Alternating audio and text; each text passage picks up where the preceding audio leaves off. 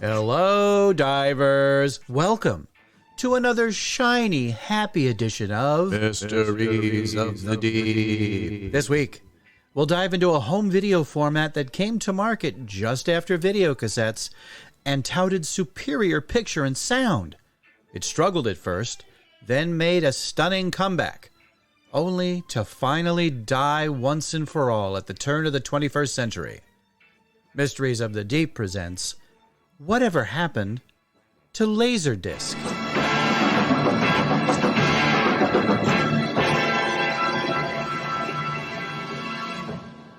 Full disclosure here.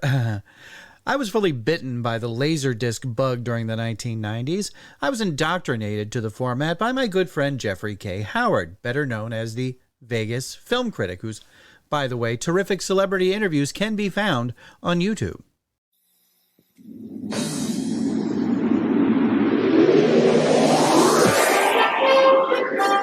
I remember being skeptical at first.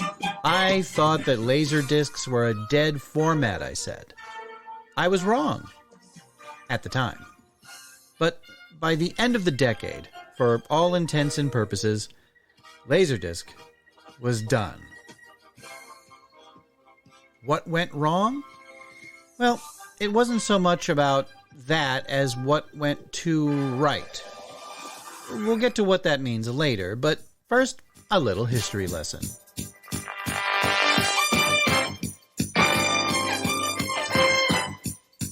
The ability to record video optically on a disc was patented over 50 years ago in 1970. It was developed by two men, David Paul Gregg and James Russell. The two had, separately, created their own unique methods but combined their talents to create the Laserdisc format.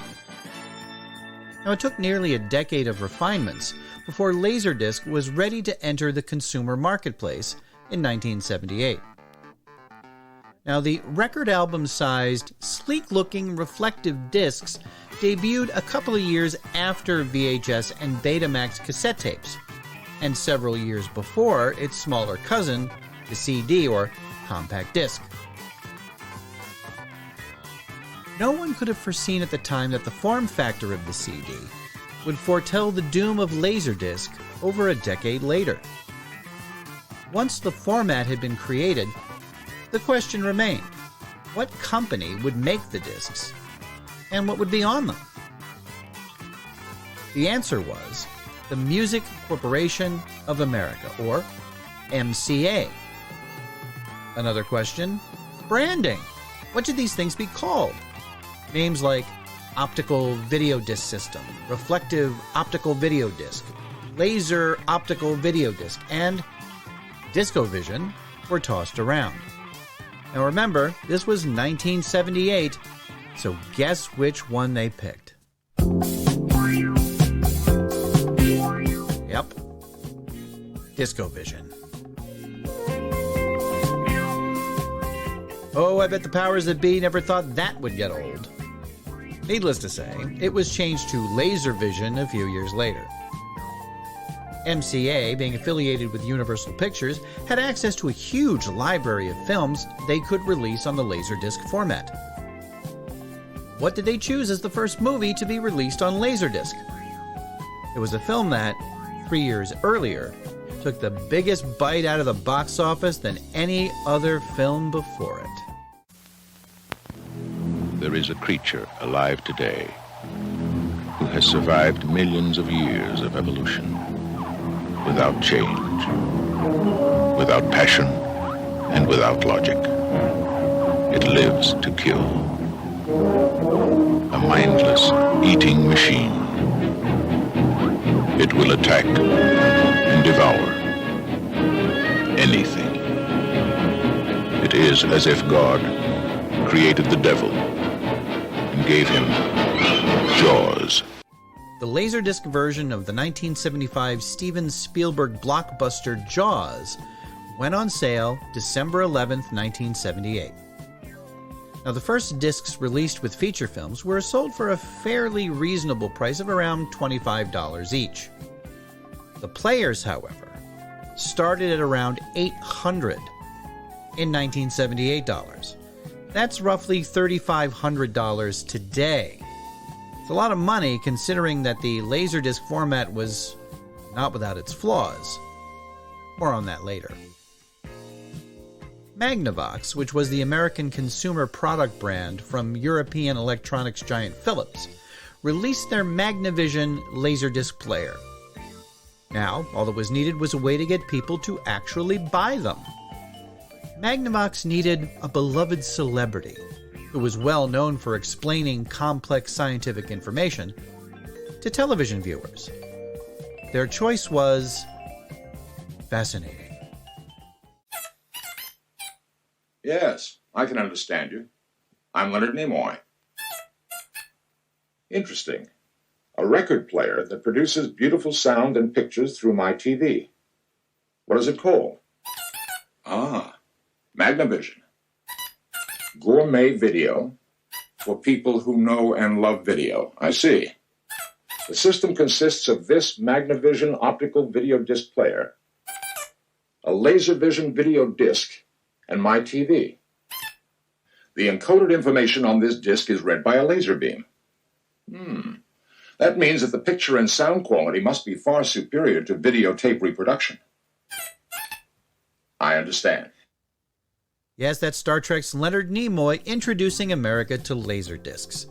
And you can't see it, but he's talking to a blinking piece of crystal. Yeah.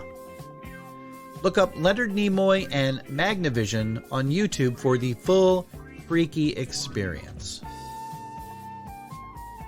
Now, at first, these players and discs were sold only in certain test markets, like Atlanta, Georgia. It wasn't until 1981 that the format was rolled out nationwide. Sales were strong at first, if not spectacular. As expected, those more technically inclined and with the requisite disposable income were early adopters of the format. However, like the old fable, The Tortoise and the Hare, the VCR with its VHS and Betamax tapes far outpaced the Laserdisc in sales over the years. Of course, the last laugh would ultimately belong to the Laserdisc, or more specifically, its smaller cousin, the DVD. But that's another show. As I said earlier, the Laserdisc format had a lot going for it, like superior picture quality and sound, but it had its drawbacks as well. Initially, production problems with both the discs and the players were giving those early adopters fits. The early Laserdisc players were heavy, noisy, and the build quality could be less than solid. However, the worst offenders were the discs themselves. Originally, the discs were manufactured in an environment where dust, hair, and other particulates could get stuck in between the layers on the disc itself. Also, the adhesive used to bind the two sides of the disc together was of poor quality. Now, these factors led to the formation of tiny air bubbles being trapped inside the discs. Those bubbles could cause the aluminum layer in the discs to corrode, leading to the discs becoming unreadable by the player. The phenomena affected many of the early Laserdisc releases and was not so affectionately referred to as laser rot. Now, aside from those issues, there were two other, more esoteric complaints about the format. Complaints that dogged it throughout its entire product lifetime. One, unlike VHS and Betamax tape, you couldn't record on a Laserdisc. It was a read-only format. Secondly, the technology at the time allowed for only 30 to 60 minutes of video per side. For a full-length film, you had to get up and flip the disc over to see the rest. If the film was lengthy, you needed a second disc, which was even more of a hassle. By the end of the 1980s, VCRs were in nearly every American home. There was a video rental store around every corner where you could find thousands of tapes to rent or buy. The Laserdisc, by comparison, was sputtering along, with players being used in only around 1 million American homes. And then, something unexpected happened.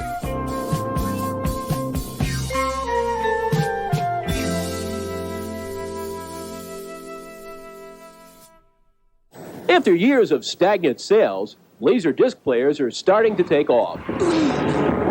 Manufacturers are hoping that these machines will do to the VCR what the compact disc did to the LP. There's no question the Laserdisc is becoming more popular, especially with movie buffs. People who really love movies and like watching them at home are discovering on a daily or weekly basis that this is the best way to watch a movie at home. During what would become the last decade of its existence, the Laserdisc made something of a comeback. With most of the technical drawbacks resolved, the format became a safe space for cinephiles and collectors. The unique properties of Laserdiscs allowed for things like secondary audio tracks. Directors, producers, and actors could add their running commentary, lending their insights into the film's production. The first company to take advantage of this feature, and one that's credited with ushering in a new era of film preservation and presentation, was the Criterion Collection. The arrival of video discs was received with much ballyhoo on the part of producers in recent years and with very little acceptance on the part of the consumer. Now there is new hope for success. Leonard Maltin has that story.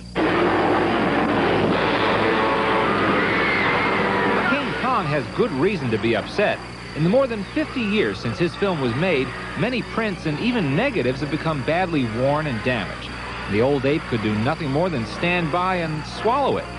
But this print is in remarkable shape, and there's a reason for that. Thanks to a Los Angeles-based company called Criterion, King Kong of the 30s has found his way onto Laserdisc of the 80s. A laser actually reads the signal electronically.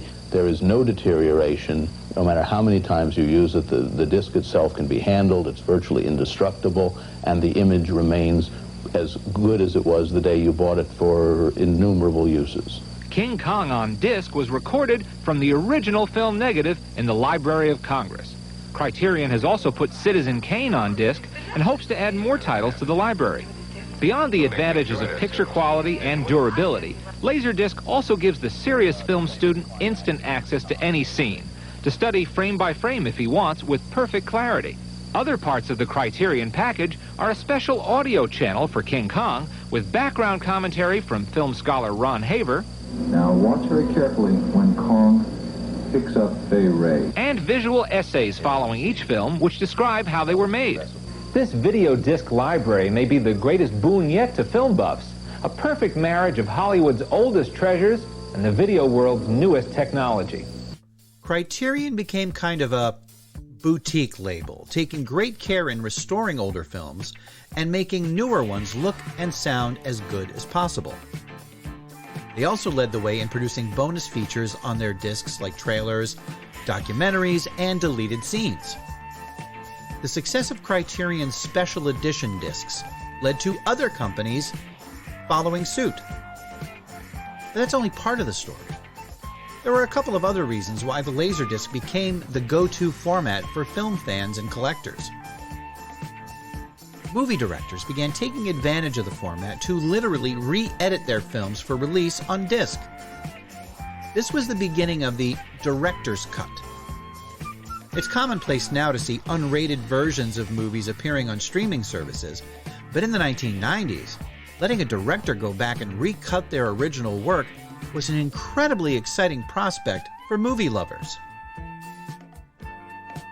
The other, and I would argue main reason why Laserdisc was embraced by cinephiles was letterboxing. Before the days of HD TV, most television screens were primarily curved, square boxes. Movie screens, on the other hand, are rectangular. So when you watched a rectangular movie on a square screen, some of the picture on both the left and the right sides was cut off. Not ideal for a filmmaker who specifically shot their movie for a rectangular screen. It made a huge difference. Hey, but don't let me try to convince you of that. Here's a guy who might know. Steven Spielberg. I do as much storytelling within my frame as I think a writer does when he, in this case, when I wrote the script, and try to tell a beginning, middle, and end, 3 acts. I put a lot of information into the frame. And often on television, when our widescreen Panavision movies are panned and scanned, you're only seeing half a movie. You're only seeing the pertinent information, usually the actors who are talking and they're performing, and the information is being transmitted through their dialogue and through their emotions. But you don't see a lot of what I'm trying to do as a director, because the information that's on the left side of the frame, you're just not seeing because your TV set's a square. And you're missing out on composition, which is also a form of storytelling. Where the mountain, Devil's Tower, is juxtaposed to where the people are standing.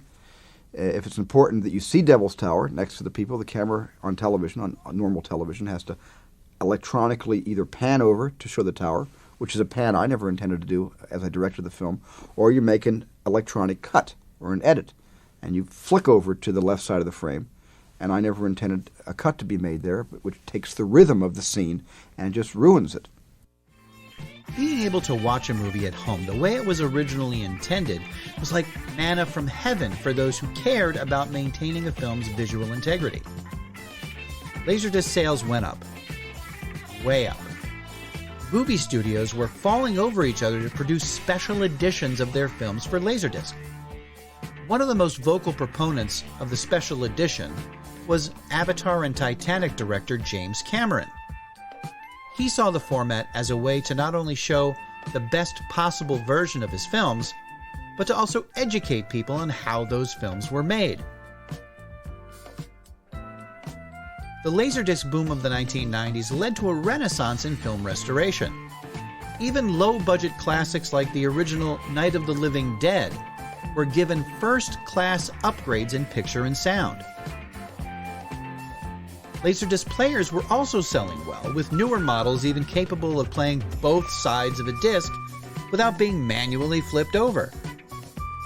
And for a while there, it looked like Laserdisc would become the premier format for high-quality home entertainment.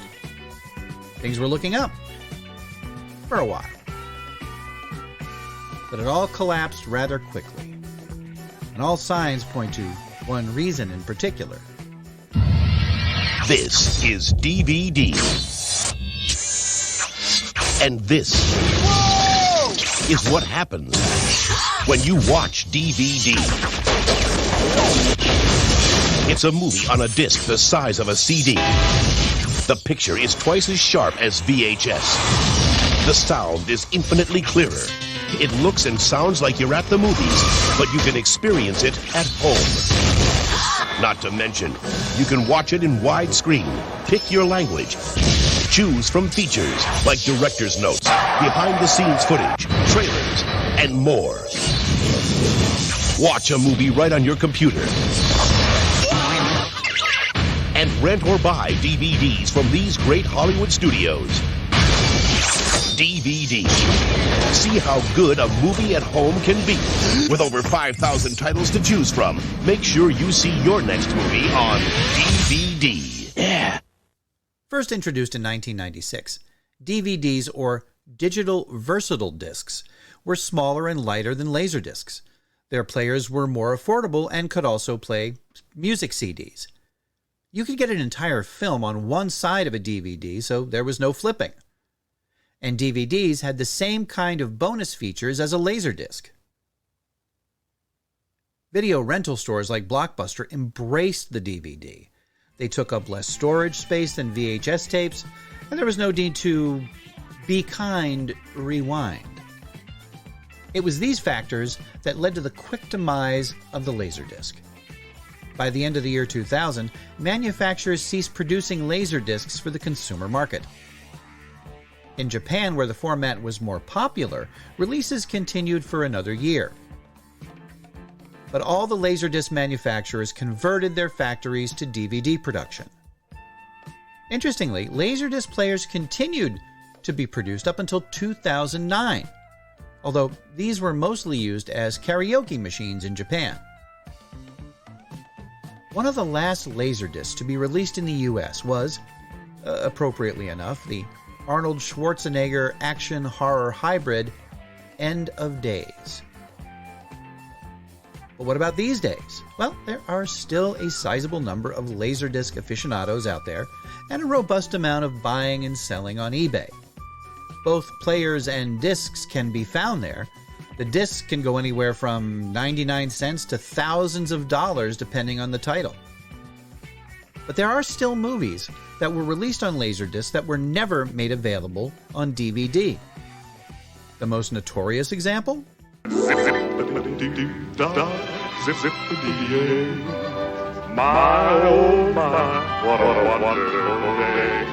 That's right, Walt Disney's 1946 musical adaptation of the Uncle Remus stories, published between 1881 and 1907.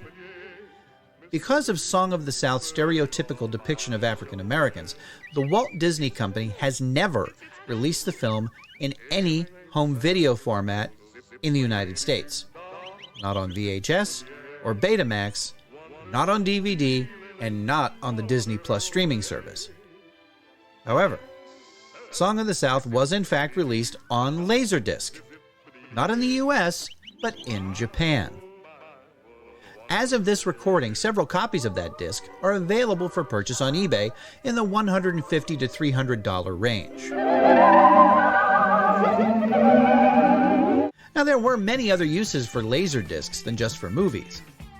In the 1980s and 90s, several video games like the classics Space Ace, Dragon's Lair, and Astron Belt used the discs during gameplay. Discs are still being used by corporations and museums to store still images and other data.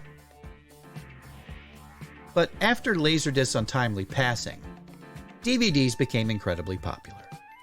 Then came Blu-ray, then came streaming. But for those who prefer to physically own the movies they treasure, Laserdiscs will always be fondly remembered.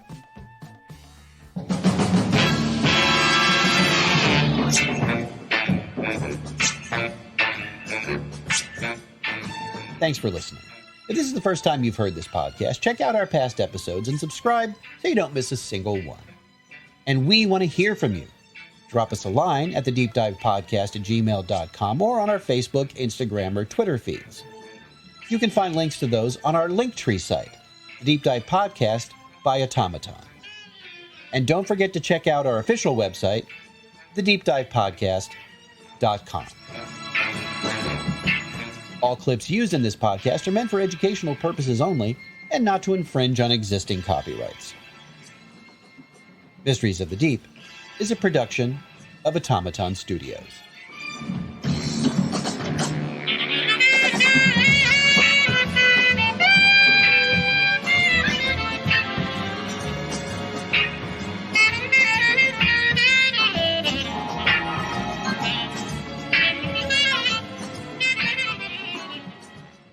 Fascinating.